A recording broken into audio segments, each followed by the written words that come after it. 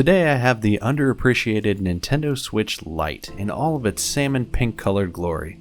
This console is designed with younger users in mind, and despite a near indestructible digitizer, the LCD can still fall victim to the heel of someone stepping on it. It looks absolutely beautiful though, at least in my opinion. Let's get things started by removing 2 screws from the top of the device. Make sure you remove your game card just to be safe, and of course you should remove your SD card before any type of device surgery.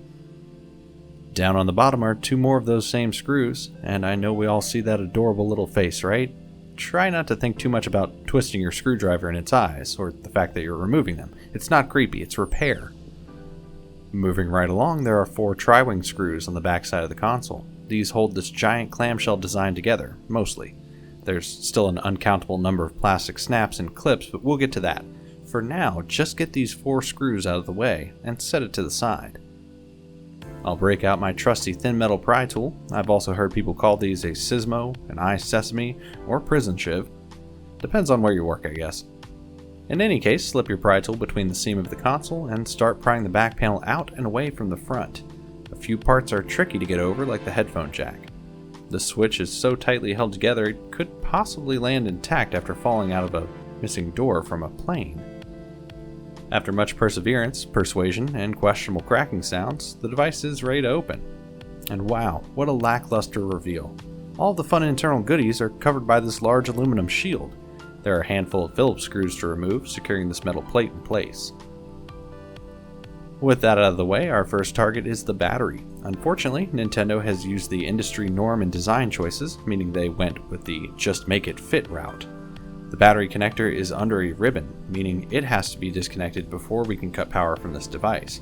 As you should be aware by now, disconnecting the battery is pretty important.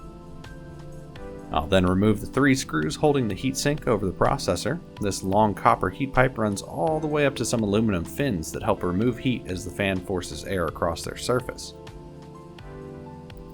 Now there are 4 screws holding in the headphone jack. This is part of a larger assembly that includes the game card reader. 3 of these screws hold the game card reader in place, along with 1 ribbon that needs to be disconnected. The entire assembly can then be removed. I'll also disconnect the LCD ribbon, which is directly under this board. Next, I'll disconnect the digitizer ribbon to the left and gently work it out. You'll need to be pretty careful with this one if you plan to reuse the same digitizer like I do. Quickly off to the right side of the battery, I'll disconnect this lower small ribbon. This is the LCD backlight. Now I'll switch to my trusty pry tool and bottle of isopropyl alcohol. Because the digitizer is mostly plastic, I won't be using heat on this, relying only on the adhesive weakening properties of alcohol. Be careful not to go too deep on the left or right sides, as this could put the sensitive ribbon cables at risk of getting cut. I ended up using a suction cup to lift the digitizer and LCD out of the console. Despite the 2 parts being stuck together, they are not actually fused. The LCD is attached with a very thin layer of adhesive around the very edges. Because this LCD is broken, and I don't care about damaging it further, there's no need to be super careful here aside from near the digitizer ribbon. I'll briefly show you how this is going to line up, but there's no need to adhere things together just yet. In fact, the LCD doesn't really need to be adhered to the digitizer at all. The plastic frame of the console keeps everything lined up just fine. Nintendo was just being a bit overly cautious when considering their end user. I'm going to replace the double-sided adhesive that secures the digitizer in place by using some Tisa tape all the way around the bezel. To make things a bit easier, I'm going to remove the entire left Joy-Con, the one that is to the right of the battery when you're working on it from the back. You need to be incredibly careful when removing the shoulder button, as they are spring-loaded. Despite the spring being mostly stuck to the shoulder button itself, I have had a couple go flying into the void. Next, I'm going to remove a select few board screws from the other side to help facilitate easier routing of these thicker ribbon cables.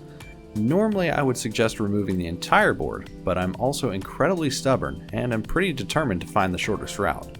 I'll remove just enough board screws in the right shoulder button to allow me to lift the board up and provide some extra room. Now comes the tricky part. It's pretty difficult in real life and even harder to show on camera. Essentially, the digitizer and LCD need to be inserted as one due to the digitizer ribbon wrapping under the LCD. The larger ribbons need to be inserted on the right side first, followed by the single thin backlight ribbon on your left. Don't remove the adhesive protectors yet, we still need to make sure this thing will actually work. Once all 3 cables have been run through their slots and you have them reconnected to the board, we're nearly home free. It's time for reassembly. I'm going to basically fully reassemble the device and confirm that it is functioning once the battery is reconnected. Overall, the Switch Lite isn't a difficult console to work with, but it sure is tightly packed together.